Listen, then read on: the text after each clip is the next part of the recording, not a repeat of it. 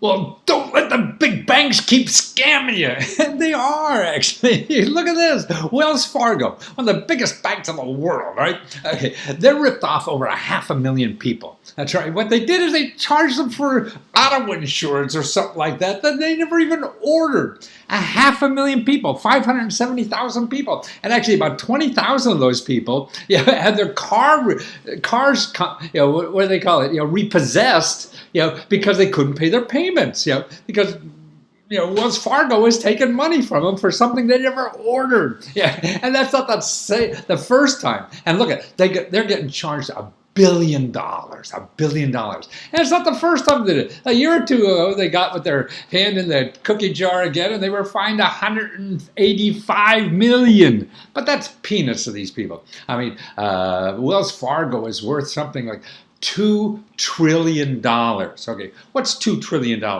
That's half the government. That's right. I mean, you don't have a chance fighting these people, right? What are you going to do when you feel you're getting screwed over by your big bank or whatever? They're bigger than the government.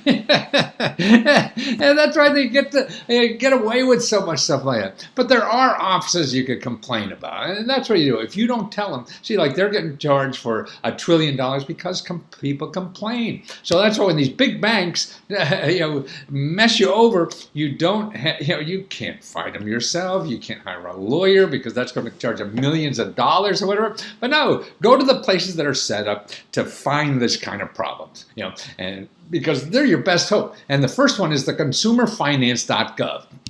And you see they have a complaint form right there, and they respond within 2 weeks. I mean, it's a new agency. They're great. Actually, bankers are trying to get rid of them, but they're still here. And if that doesn't work, or even in addition to that, there's something called the Office of the Control of the Treasury. Now, there are other people that are suing these banks because of cheating people. And these are the pillars of society pulling scams on us. That's what's so amazing to me. And so you can go to them too. So that's occ.treas.gov. Or here's another website that's good for finding people that help you with any kind of credit card problems, financial, anybody screwing you over in the financial services business. By the way, financial services, you realize they represent like 25% of all the profits generated in America come from financial services. These bankers, they're getting 25% of profits that are generated in America. And they're not making anything of value, right? They're just changing money around.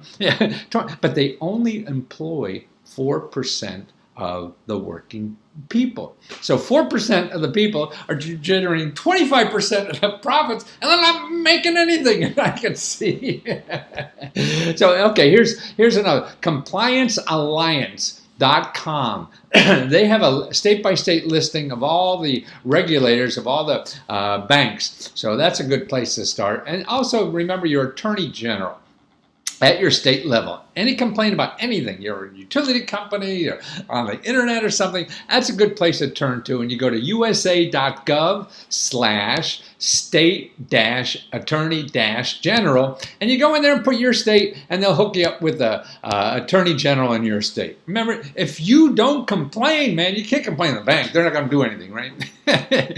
Complain to the cops, and the cops are the government, and they're your only chance because they're the only people that are big enough to maybe fight these people for you. And if they're getting away with screwing 500,000 people and charging them for stuff they never ordered, man, who knows what they're doing? We don't never know about.